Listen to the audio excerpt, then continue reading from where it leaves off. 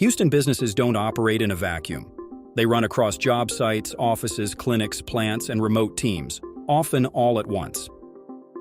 With nearly $700 billion in GDP tied to the metro area, Houston industries operate at a scale where technology failure is not an inconvenience, it's an operational risk.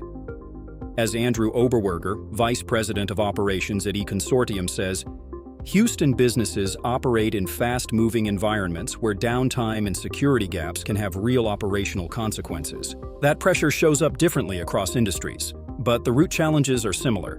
Energy companies manage vendor sprawl, legacy platforms, and fragmented access controls. Healthcare organizations scale care delivery while protecting patient data and meeting compliance requirements. Manufacturers depend on systems that must stay online to avoid production delays. Construction and real estate teams need secure access across constantly changing job sites. Professional services firms must protect sensitive client data in hybrid work environments. Across Houston, growth often outpaces internal IT capacity. Expansion adds locations, users, devices, and risk at the same time. Severe weather and disaster planning add another layer, making uptime, secure remote access, and fast recovery essential. This is where managed IT services come in. Instead of reacting to issues after disruption, managed service providers deliver proactive monitoring, consistent security controls, and structured support across locations.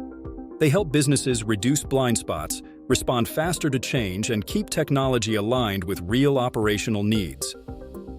Research shows organizations using managed services see significant returns by reducing downtime and improving resilience. Local experience matters too.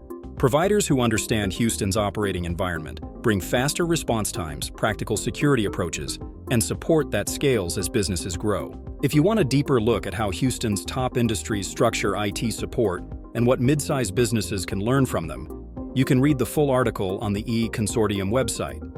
And if this was helpful, be sure to add it to your playlist so you can come back to it anytime.